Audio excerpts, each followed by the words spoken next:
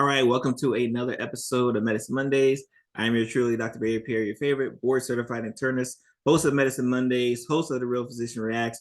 Make sure you are subscribed to our YouTube channel to make sure you are always notified whenever one of these shows go down. Sometimes I like to drop a freebie during the week, so you got to be notified. You got to hit that bell notification just to make sure you get that quick email. Say, hey, Dr. Barry is doing something. Now, let me tell you something. I don't, a lot of times they say you're not supposed to tell people who are the favorites, right? If you got kids, you're not supposed to have a favorite kid, right? If you're a host like myself, you're not supposed to have a favorite guest. But let me tell you, this is my favorite guest here, outside of my wife, who's been on the show probably just as much. This is my favorite guest here. This is one where every time I talk to her, we end up talking so much more outside of it that it's just like the conversation just keeps on going. And whenever I have any thought, any conversation, whenever someone DMs me, sends me a message, hey, what about this medication? Hey, I'm losing weight. I'm having trouble losing weight. Like, why do I want to lose the weight? Why am I gaining all this weight? The only person I can think about is the de facto expert in my world, which is Dr. Sylvia. Dr. Sylvia, again, thank you for joining Medicine Mondays as well as the Lunch Learning community. You're a fan favorite here. I appreciate you for taking the time out.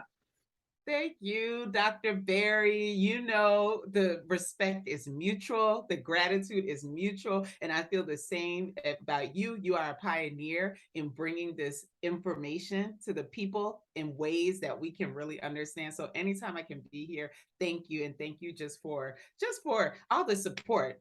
Yes, brother, on this journey, and yes, so I'm honored and grateful to be here.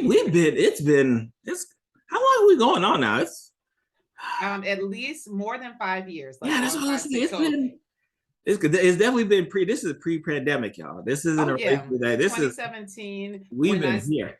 Yeah, we met at the Momentum in Medicine Conference 2017, and that's when I was still working in primary care. Indeed, I remember. Had just board certified in obesity medicine and was beginning that transition from traditional internal medicine to practicing obesity medicine, and now I've evolved even more, and I'm doing integrative obesity medicine and DI consulting, building culturally sensitive obesity programming. So, and I've become a best-selling author. So many things have just changed. Launched my own digital health company. So a lot of things have really changed since we began. But you were with me from the conception of like really pursuing bringing relevance, integrative, individualized obesity care to people and to organizations. So I thank you for that. No, I appreciate it. I remember I probably asked a silly question like, oh, what are you gonna do with that obesity certification?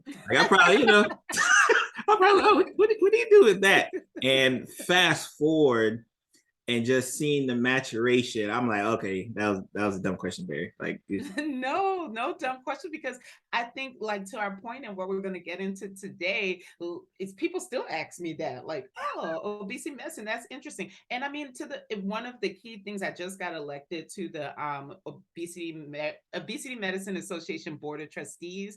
Congratulations! Thank you. I'm proud to be on it as the only Black woman on the board, as the only Black person on the board for a disease that so disproportionately affects Black people. And I mean, yes, all Americans, but especially our community. So I'm really excited to be representing them on the largest clinical organization of obesity leaders. So yeah, but you asked that question, but we're still not even recognized by the American Board of Medical Specialties. So obesity is technically not even recognized by that. And so a lot of people really don't know. It's like, oh, it's like a hobby, right? But it can't be a hobby when this disease is impacting so many people. 2/3 of American, 1/3 of American technically with obesity, but 2/3 overweight or obesity are on their way to that. So we have to really see how serious it is. So I'm always honored to have that conversation and be here with you and have that platform. So for those who may, because we've, especially since I think the last time we've gone on, we've both kind of grown.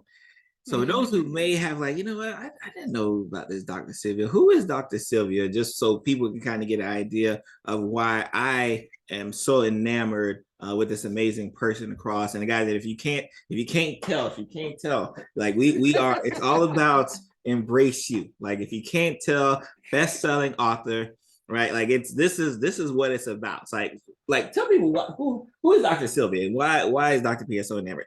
Thank you. And guess what? The book is actually healthmind.com's best overall weight loss book of 2022 and livestrong.com's best body positive weight loss book too. So like I'm really grateful for the reception because I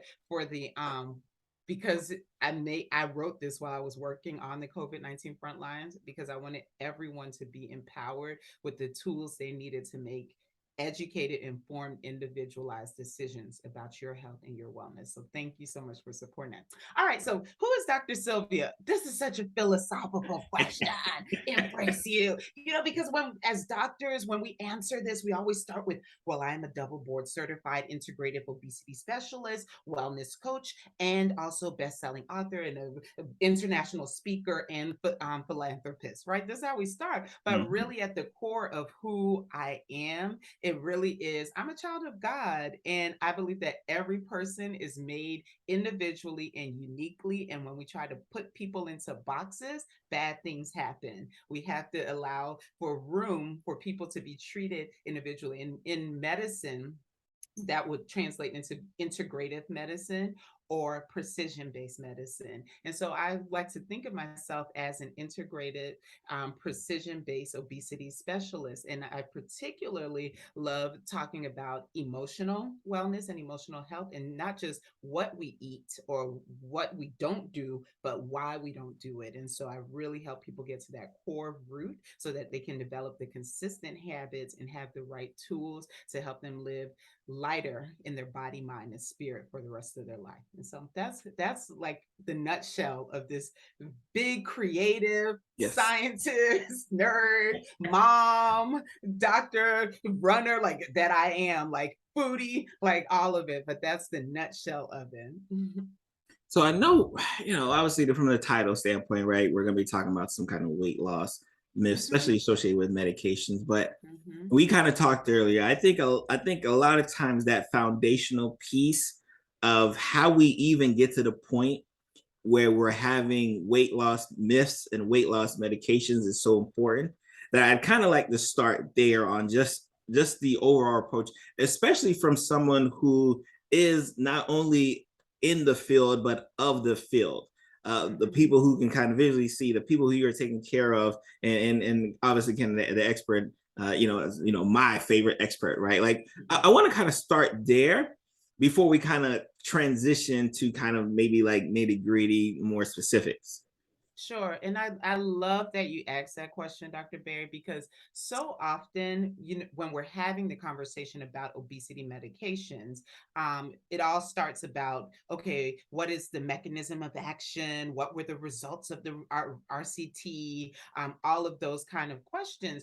But part of why these medications are so underutilized and so underused, and to the tune of, when we have looked at certain studies, less than 20% of people who qualify for obesity medications is actually getting them.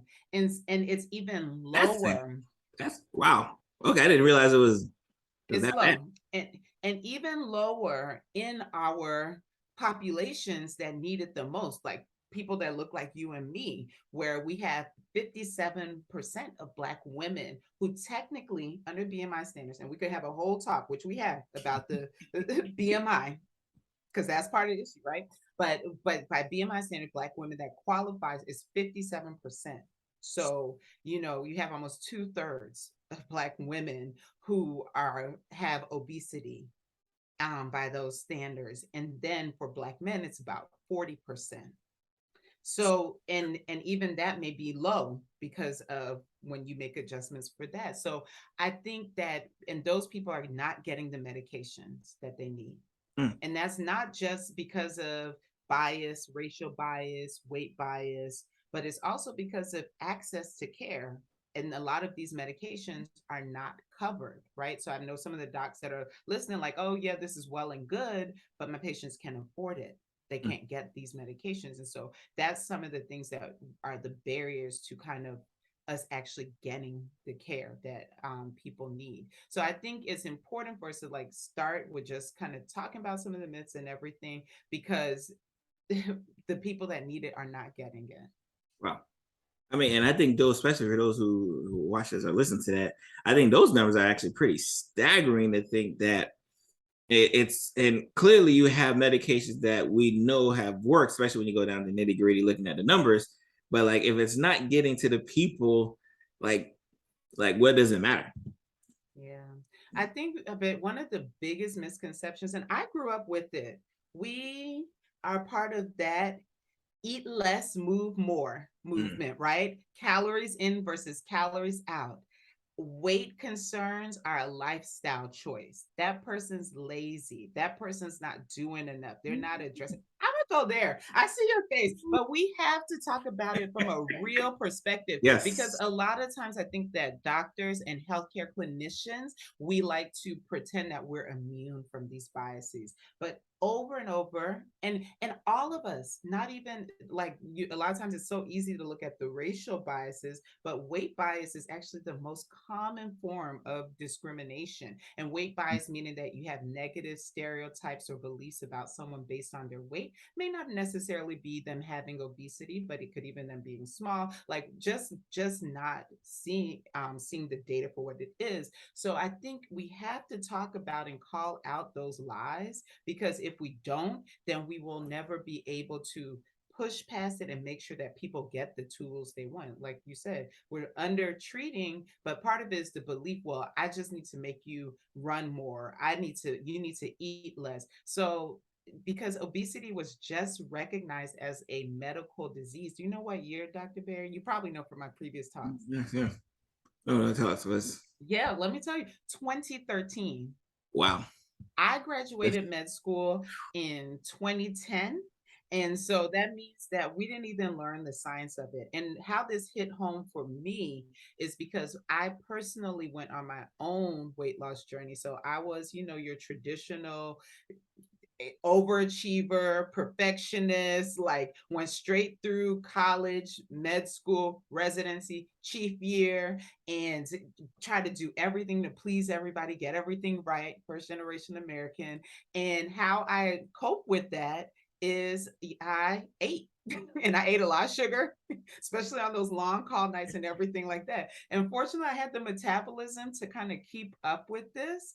But when I had that baby, like the pregnancy, which is a major hormonal shift and weight gain trigger, obesity trigger for a lot of women, I could no longer lose the weight. I actually have preeclampsia, so I gained a lot of water weight. I gained 60 pounds, but 40 pounds of that I held on to when I went back to work after 9 weeks, 9 short weeks of maternity leave. And I held on it for about 2 years. So that was my wake up call that, hey, this calories in, calories out approach doesn't really work.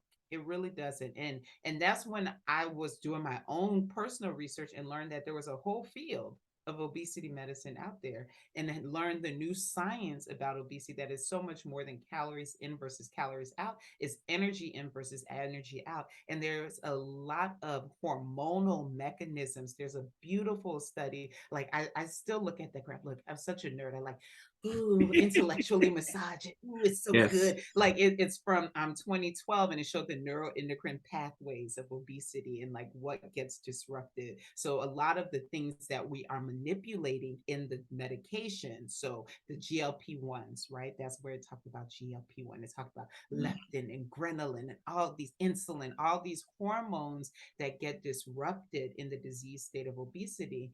That was like the wake up call for me, that there was so much more than just, okay, you're not trying hard enough, you're not eating what you're supposed to, but there's so much more, and all of us is affected a little bit differently by these disruptions in the pathway. Now that the bias, especially from a physician standpoint, is that something that is typically ingrained within our training, or is this from a societal standpoint that obviously we're part of society? We watch TV, we watch the music videos, we listen, we hear everything. Is that like a combination of the two? How much of a factor of just like our training played into some of our biases that occur when we see people who are either overweight or obese, or even on the other spectrum? Sure. So um It's both.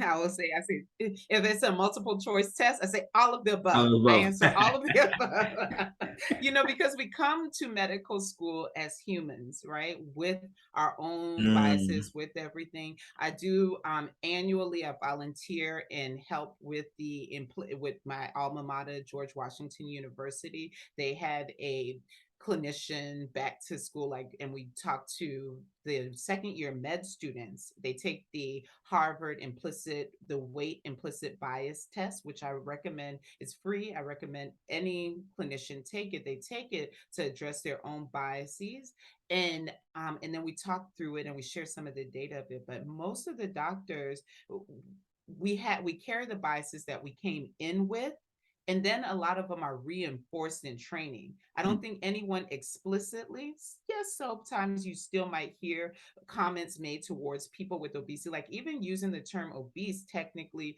has been, like, when we talk about people-centered language, and since 2013, the move, or 2010 actually, the movement has been to say people have obesity, not people are obese, because your weight doesn't define you. But you still see that term being used. So it's even the terminology. Then you may see those, like, waiting rooms that are not designed for people who have larger bodies. You see the cutoffs with you see the cutoffs for surgeries, the bias there, like for orthopedic surgeries, for different types of procedures, even fertility treatment. So many things. So I think this reinforces that notion that weight is bad, or having obesity is bad. And if we're not careful, we can think people who have obesity are bad. And we need to really make that separation about judging people, and thinking,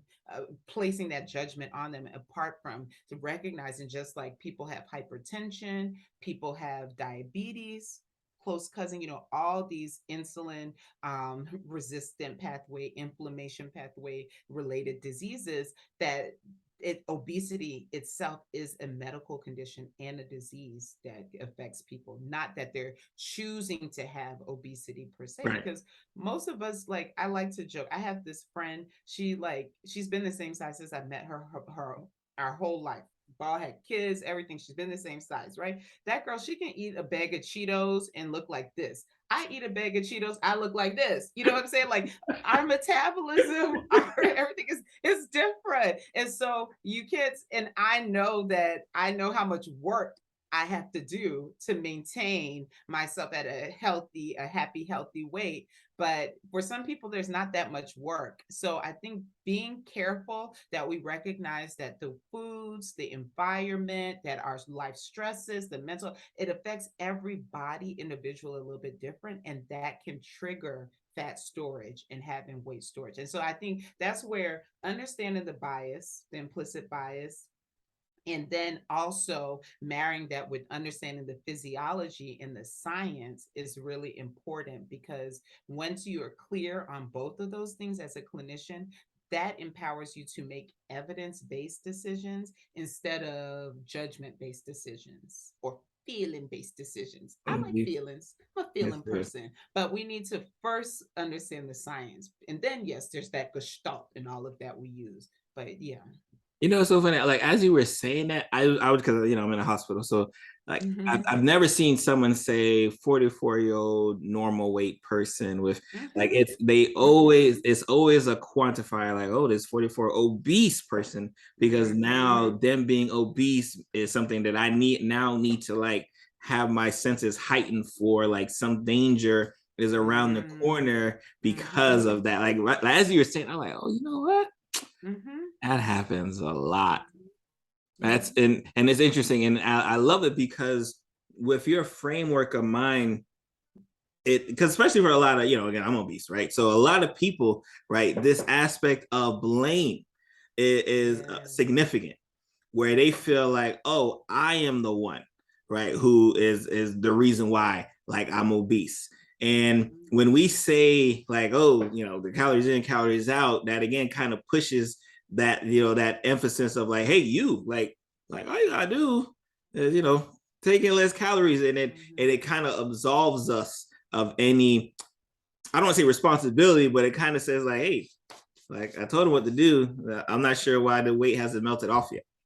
Wow, that part, Dr. Barry, that part. I told him what to do is that, and it's a shame to blame. And I think also the pressures of being in a system that doesn't necessarily offer interdisciplinary or multiple disciplinary care, which has been shown what you need to really, really make a lasting impact on someone with obesity, right? So it's easy to just say, if you're the primary care doctor or primary care practitioner, that, okay, I have 15 minutes with this person. And I've lived this. I was primary care, very high volume practice, 3,300 visits a year practice at a peak. Like, I lived it. Oh, You you only have working? You 15, 20 working. Let's not, that's a whole nother story. Okay, so 3,300. I was like, whew. So I've lived it though, and so you have like 15, 20 minutes, or if you're like me, you spend 30, 35 minutes. You're always behind. You have those RBU pressure, all of that, to then address obesity, which is a complex disease, and then the host of like, my toe hurts, I'm depressed, all the other things, and you can feel that correlation with burnout and feeling stress and feeling pressure as a clinician can really also intervene, where it's easier to just say, okay, Cal, I told them what to do, I gave them that handout, they didn't do it, it's their fault, right? So I think that top points also to how bias and things get perpetuated, because when you're not in a system that's offering you tools to empower the patient on their journey, on their weight journey, it's much easier to just make them the scapegoat. And that's a real ugly truth and the ugly thing to say, and we don't want to talk about that. But I think it's important that, again, we have these tough awakenings or tough conversations, because then we can create solutions around it. And that's kind of been my own journey too, as even transitioning from that high volume primary care clinician to now what I do, which is more individualized, integrative care, digital health care, or telehealth based care, because I wanted to be able to have that time and to have those conversations. But that being said, I still think that creating more tools, which is what we're working on developing for primary care, who's at the heart and the forefront, is so important, so that you can say, okay, I notice, like, a lot of times in primary care, like you said, is we stop, or even hospitals, we stop the conversation as an obese male, but actually they're staging for obesity. Stage 1, stage 2, the Edmondson criteria. So just like we stage kidney disease, or we stage diabetes, like, well, not diabetes, but we stage hypertension, like we should be able to stage to present it properly. So instead, this is a 44-year-old male who has stage 2 obesity based on his BMI, or class 1 obesity. And then from there, making that informed, educated decision about, are they a candidate for medications or bariatric procedures, which is another thing as well. Because we know for a fact our lifestyle interventions really, for most people, are going to give you about 2 to 5% weight loss. 2 to 5% weight loss. And I was going to ask you that, because obviously before we even, with patients, before they feel like they get to taking medications or talking about surgery, that's always taught to them first. Like, oh, just change your life. Like change what you're doing with your life. Like you fix that, then you'll be good to go. But like, so you're saying 2 to 5% is wow. Yeah. And I mean, so I'm going to share some slides with you too, Dr. Baird, because I want, like, can I share them here, or can Sure. Yeah. We'll drop them in a link. Yeah. Oh, yeah. Because Sure. I want to show you this, because I think this is really important to help contextualize it. And so if you let me share my screen, then I'll show you. Yeah, because just thinking about lifestyle changes are always the foundation of anything we do, right? But the medications are just a tool. They're just a tool to help people. And so I'll actually start here. This is how I explain it to my patients and my clients of it. So imagine yourself, and for the people who are listening, you can imagine with me. But imagine you're at a race, Well, it's tennis time now, right? So Yes, the US yes, Open. yes. So let's do tennis. So imagine, your star tennis player comes up to play a match and he is wheezing. Like you hear, he's wheezing, he's audibly wheezing, very rancorous, he's huffing and puffing and tired. Like, which one of us as a great clinician or physician is gonna be like, get in there, play that match. You can do it. Work a little bit harder. Stop your complaining. Stop being lazy. We never do that, right? We say, okay, here's albuterol, here's an app, let's do the treatment, let's reassess. And then we would have him play the match, right? If appropriate, once it, and we know that and is that albuterol giving him an unfair advantage? Is he cheating? Is that a performance enhancing medication by him taking the albuterol? No, it's not. It's It's correcting life his, saving. It's yeah, saving. It's correcting inadequacy that's there. exactly. And his underlying physiology that actually in some ways places him at a disadvantage from the opponent who does not have that.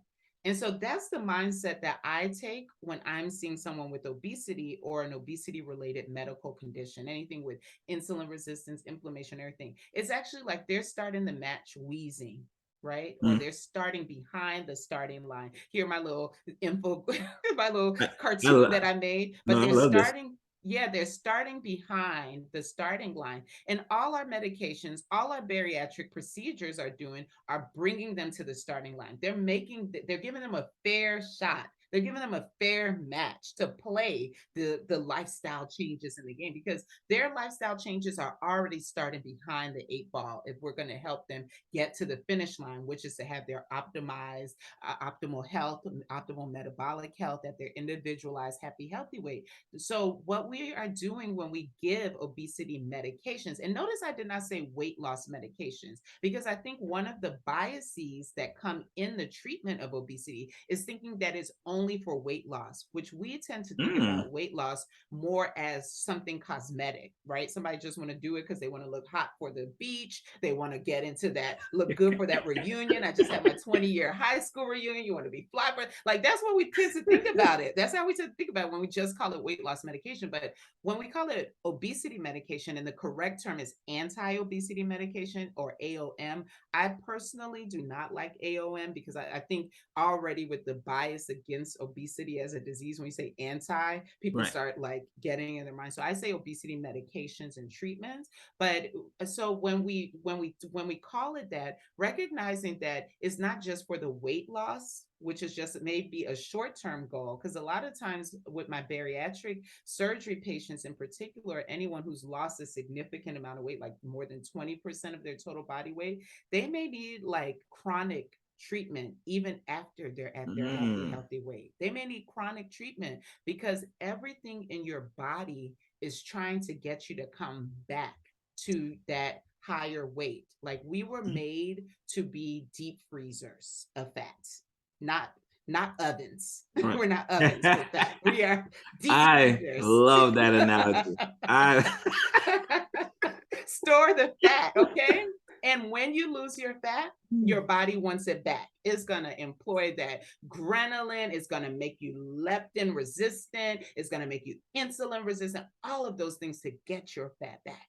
And so when we as doctors, we have the most powerful tools on the planet to help our patients. I want every listener that's listening, that's a physician, that's a clinician, that has prescribing power. No, you hold the most powerful tool to help your patient to get them to that fair shot on the starting line. This is amazing, especially for Lunch Learn listeners.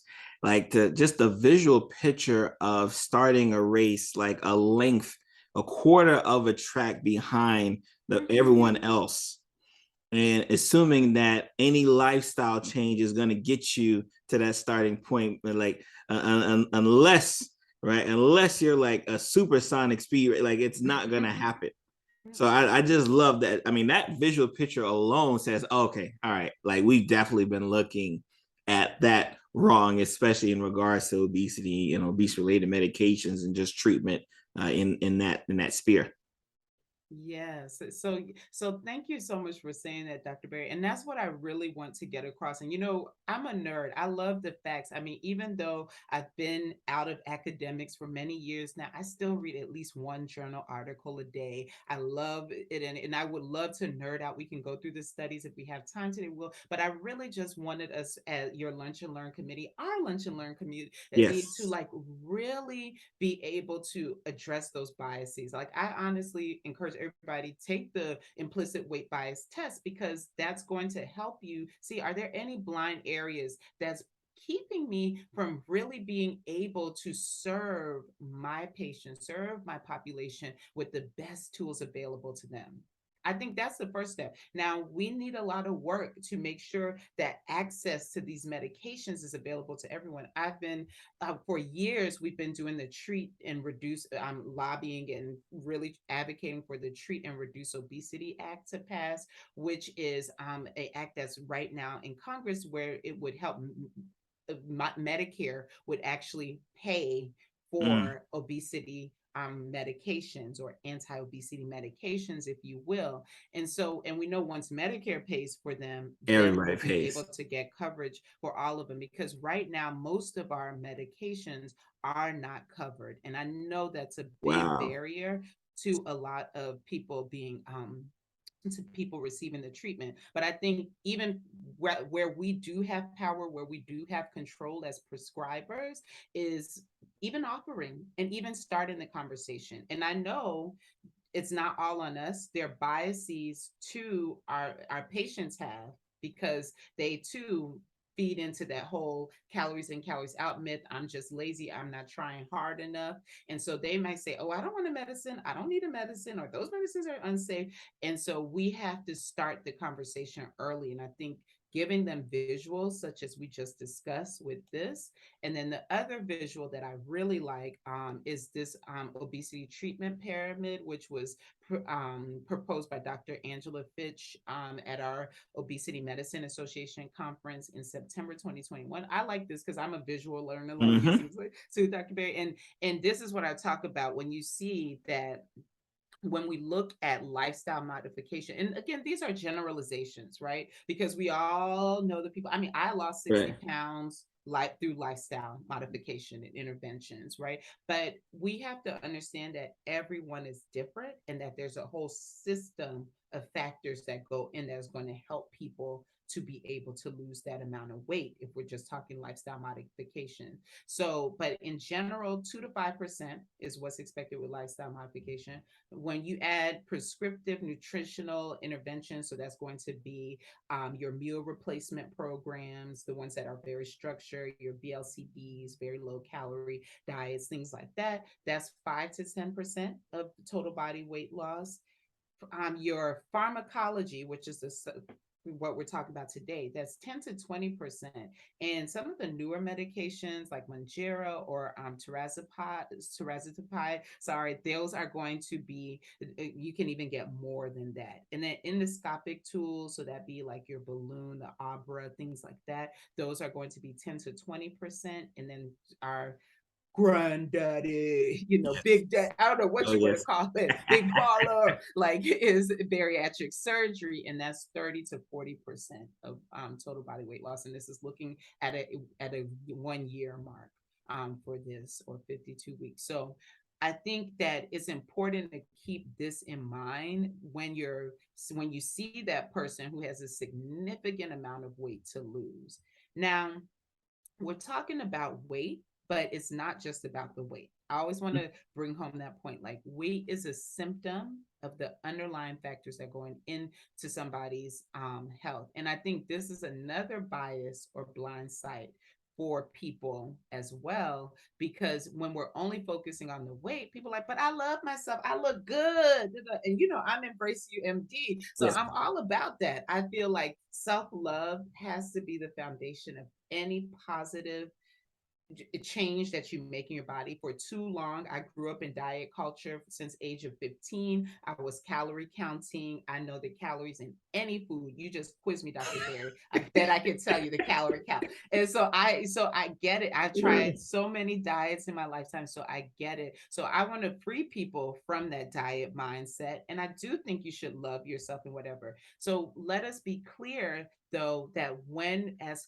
clinicians, as physicians, what we're talking about is the health impact, your healthy weight. Like, there is a certain threshold at which you're going to have excess fat mass that will put most people at risk for metabolic health diseases. There's studies that look at metabolically healthy obesity and such. And, I think that is debatable, that I think people are different, right? So there may be a small subsect of the population that thrives at a higher body weight. But I think that we need to be clear that when we're assessing people, we not just look at what their body, like what their total body weight is or what their BMI is, but their body composition, and do they have any obesity related conditions that will benefit from proper treatment.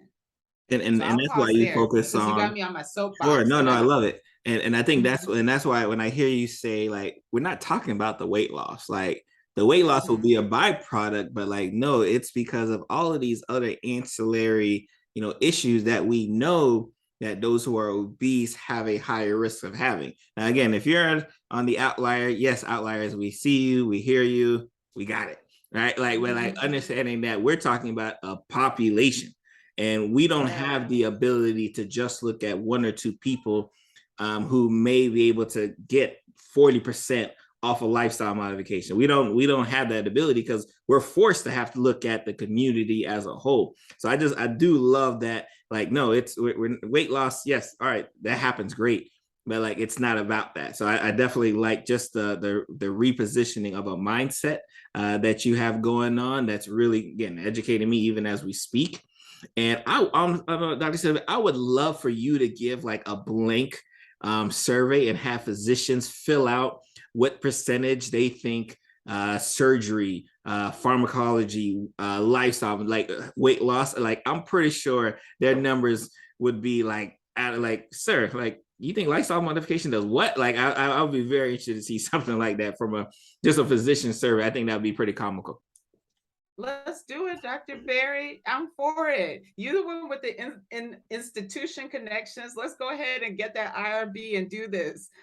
Yeah, in fact, we could definitely get. I mean, we could get medical students. I mean, it's easy to get a class. They're like, hey, by the way, just shoot the percentages real Yeah, quick. We and just there want are to. some. I'll pull the data for it right now. Mom brain just came from golf practice. It's just Hey. me, but I'll pull the data. There are some studies about that as well. But the numbers are low, right? I think we tend to overestimate.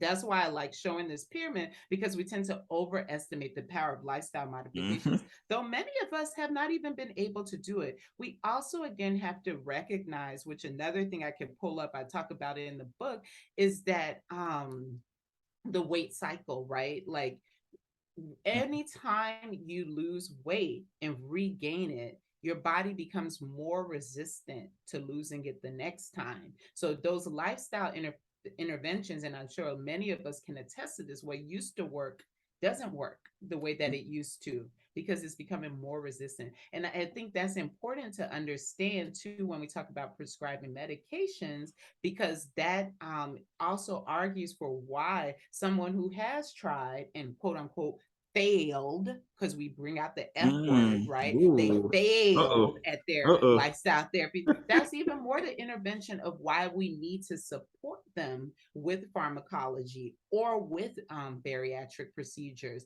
because their body is less likely to want to release that weight this next time around. Oh, amazing, amazing. And I think I need people to hear that. Well, we will definitely clip that for a highlight, because it's because, again, it's one of those kind of discouraging thoughts that say, man, I lost this weight before. How come I can't lose it again? Like, so now they like, oh, okay, that's why my body's kind of smart. Like, it understands, like, hold on Yes, now. it's trying to protect you. It's trying to protect you. Your body's still chilling up in the Amazon, some in like BC 800s sometimes. That's where your body's chilling. And it's like, oh my gosh, there are no Krispy Kremes. There's no 7-Elevens. There's no refrigerator. There's no pantry. So let me hold on to this, because if we like start to starve and we lose weight, then we need, especially coming out of the pandemic. And I think we did a talk early in the pandemic about your pandemic pounds are trying to tell you something. And we talked a bit about like how the body was in self-preservation mode. And yes, a lot of us brought those shelf-ready foods, those high refined sugar foods and all those things, and we ate them as we were stuffed in the house and hibernating. But also part of it is actually, and I would love to see, like, we got to take our time machine and go 50 years from now, how it impacts us. But I think a lot of it was actually the body trying to protect itself. Is like the uncertainty of that time, and let's slow our metabolism and make sure that we hold on to some of this adipose tissue, some of this fat, in case things go to go south. Yeah, I mean, the body has no clue why all of a sudden you slow down for a year. Body said, hold on now, it might be a drought outside. It might be a food desert. Like, we don't know what's going on. Let me protect. Let me protect ourselves and get ready. So yes, well, this is like my soapbox, and I could talk about this for hours, but I do want to. We were talking about medications today, but I wanted to really, and I'm happy to avail myself to us doing a part 2, and we can go into it more. But I do want us to talk about the medicines, but I think it's important for us as clinicians to understand like why we aren't using it. And if you're in that minority that is, kudos to you and hats off. But I know, because I'm in these social media streets, I see it from the patient perspective, I see it also from the clinician perspective, and I see the biases. One of the conversations like, oh, when I start the medicine, I'm afraid they're going to get hooked on it. Like, and they're not going to get off. So just to remind you that we are treating these underlying medical conditions, we are addressing the physiological opposition to weight loss that occurs, and so that we can give them a fair chance for the lifestyle change to make. And don't get me wrong, if we just give these tools without lifestyle changes, and I see it all the time. Again, I told you a lot of my work that I do is in mindset, in emotional healing, and in integrative practices, and addressing those other triggers outside of just the biological. So I see it all the time. People have a very effective bariatric surgery where they're able to lose significant amount of weight, but they start to experience that weight regain within the 3 to 5 year mark, because of the fact that, one, the physiological factors that oppose weight gain were not adequately addressed by supporting them with our medications like the GLP-1 agonists and all of those things that we can talk about. Dr. Barry, ready whenever you are. Sure. Then, what we could do without, we could probably do maybe like a general, just so people know that yes, there's drugs out there, and then we'll bring you back, and then because they say like, all right, this one does well for this, and this one does well. That way, you don't have to necessarily get into the nitty gritty.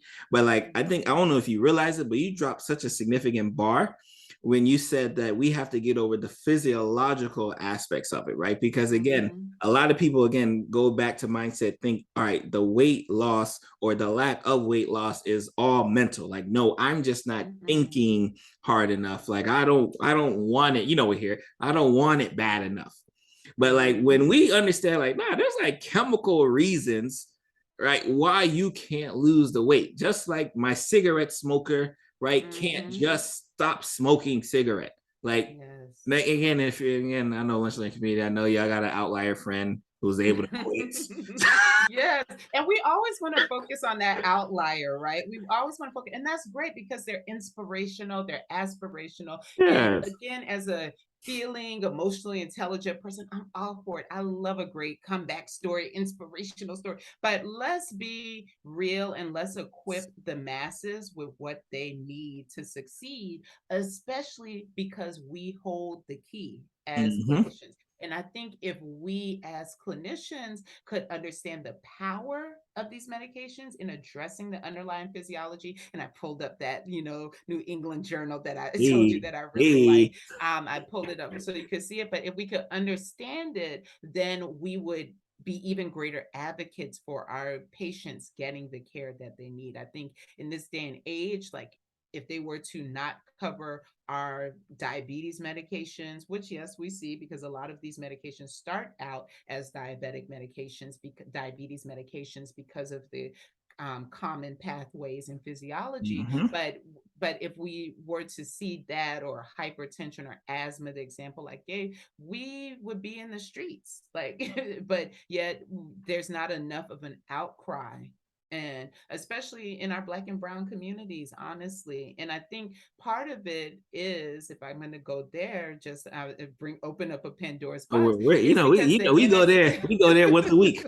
yeah, but the intersection of weight bias with racial bias, with Mm-hmm. gender bias, with also even sexuality bias, and Oh, it's yes. a quadruple hitter. And so when you have other groups, and again, I'm in these streets and I read this stuff. I love, one of my favorite books is by Dr. Sabrina Strings, a sociologist who very eloquently talks about the history between weight bias and racial bias. It's called Fear in the Black Body. And, and I think that's a good book Mm-hmm. to read. I do not agree with her medical conclusions because, as someone who saw their grandma die because of complications of obesity, who still sees people affected by, who lived through it, I'm like, there's no way. I think we'll do ourselves an additional disservice as Black people to say that, oh, obesity isn't a disease because of racism. No, racism exists. It has to be addressed and uprooted out of it, but there's still this underlying physiology, and we're not being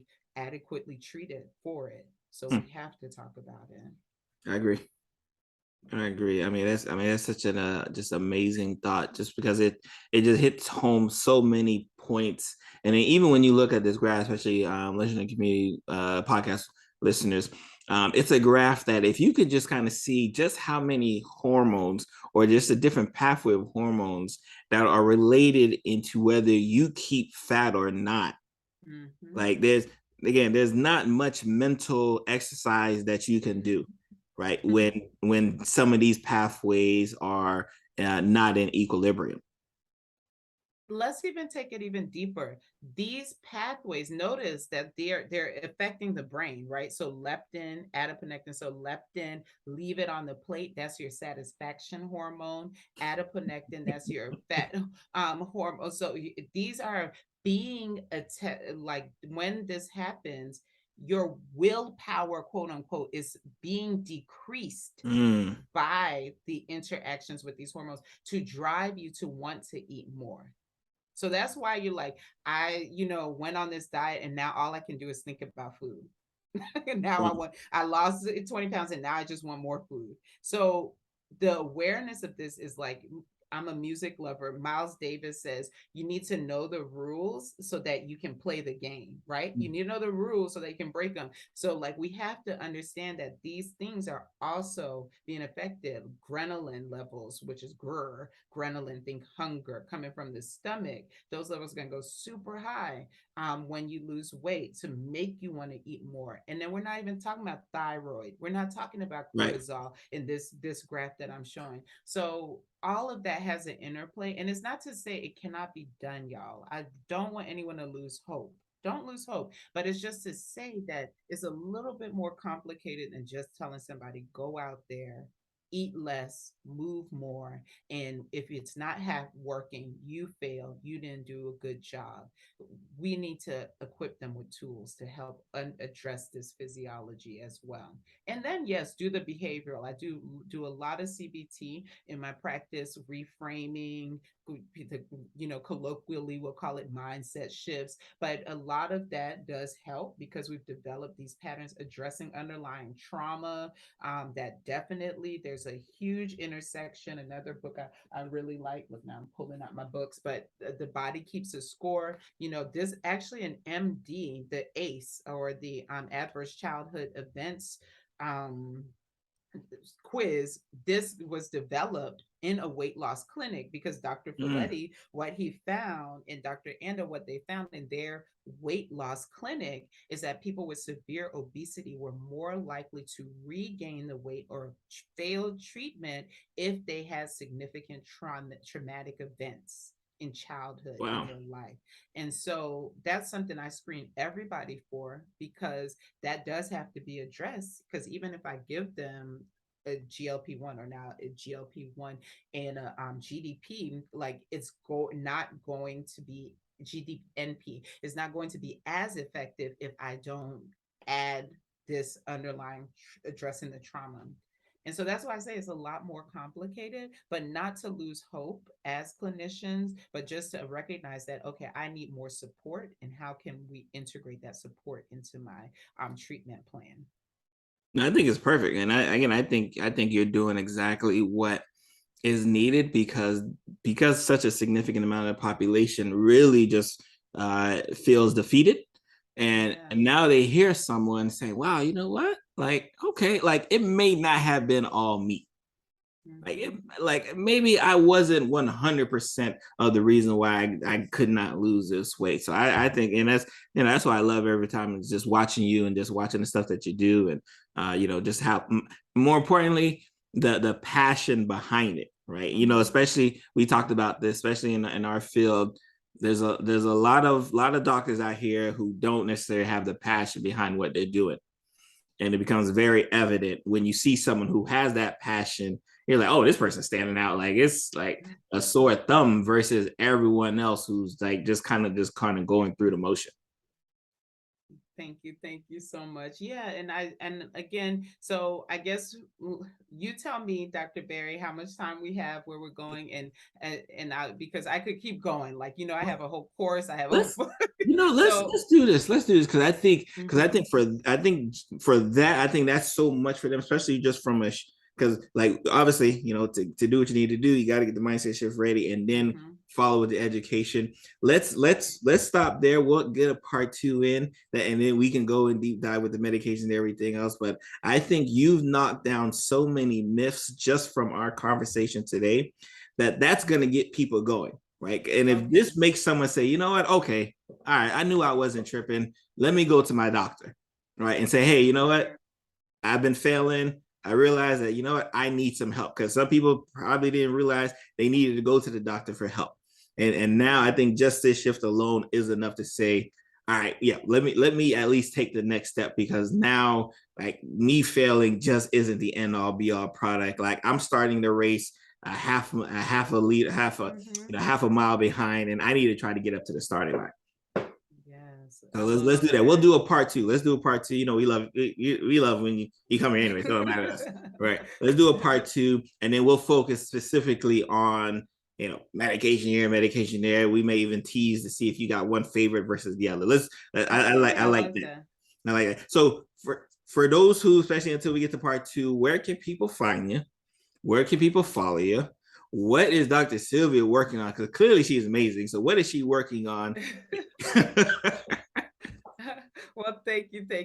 So yeah, so people can follow me. You can connect with me via my website. So embraceyouweightloss.com, and the U is YOU. So embrace YOU weightloss.com.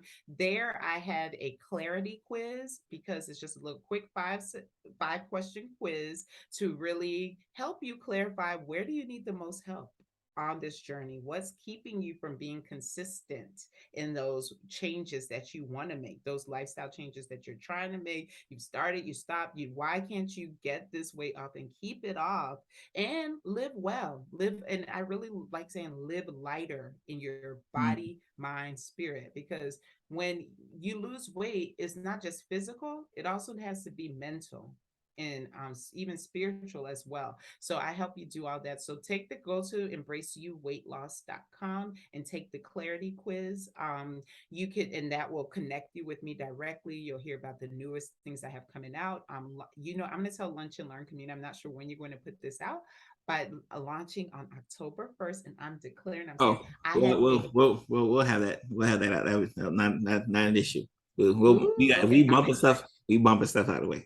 Well, this is going to be the first announcement. I'm actually launching a brand new online course, and it's not brand new because for 2 years during the pandemic, I helped almost 40 people not just lose Amazing. weight, but Amazing. also keep it off, and they have those keys to consistency so they can keep it off. So I learned a lot. I learned a lot from my own 8-year journey of living this life, like total lifestyle integrated change, but also about helping different people too, because right, everybody shares that one success story, but everyone's a little bit different. So what I did is I have put it together in an online course, and we'll have, and I know we're busy, we're super busy, so it's called 90 Embrace You 90-Day Breakthrough Journey, and you'll get like little nuggets each day, something that you can do to give you just 10 minutes for yourself every day to help you develop your personal keys to consistency and be really clear on what's keeping you from losing weight. And then once a week, we'll join together and do these live classes, coaching together with me. And so I'm really excited. That's going to be launching on October the 1st. So definitely connect with me so you can be amongst the first to sign up for that. I'm going to have this special introductory rate. So I'm super excited about it. Oh, we're excited. And again, it's so funny because we've had I think we had a conversation pre-pandemic where I was like, oh, I think you could do this, you could do this. And so just again, Lunch and Learn community, when I tell you, like, I people watch all the time. Y'all know how I do it. I people watch all the time. I friend watch even deeper, right? So when I see my friends just doing big things, I just sit back. I'm like, oh man, look at that. I'm just so glad that I can call her friend. Like, I'm just so glad that I like this amazing. So Dr. please, Barry, please, Lunch Learn community, take advantage. Obviously, we'll make sure all of the links are in the description, show notes, email. Like, we're gonna make sure Lunch community is aware as well too, because I think it's such an important topic that unfortunately is not going away. This you're going to be working with a population that is growing, right? Obviously, your goal is to make it zero, but like right now, it's growing. So we just appreciate especially all, after the pandemic, and especially after please, if you can't, like, I can't wait till the course, I want to see this, grab the book. It's on Kindle. There's a hard copy, working on the audio book coming out before the end of this year, but go ahead and grab the book because it really consolidates a lot of the things I talked about and will be a great resource for yourself and your clients as well, or patients as well. Indeed. Amazing. And thank you for everything. I can't wait for part 2. Remember, part always 2. end up with a part 2. We always do. We do it too. It's be excited because again, we have so much to talk about, and you're such an amazing person to talk to that I just be like, oh, what about that? Oh, what about that? I Like, hope I didn't overwhelm y'all though. I'm like, I am so passionate. I got a lot of information, and the number one thing I really want them to, like, everyone Lunch and Learn community, for us to leave with is obesity is not a lifestyle choice. It is a complex metabolic disease. And then as clinicians, we have access to the greatest tool, one of the greatest tools to help people effectively treat obesity and cure it. Nah, but definitely, I'm being a little bit ideal, but definitely we have the most effective tool to help people succeed and win. So help your patients. Help. We all started this to help. Don't let our biases get in the way. Love it. Thank you, Dr. Sylvia. Thank you, Dr. Barry. Oh, that's amazing.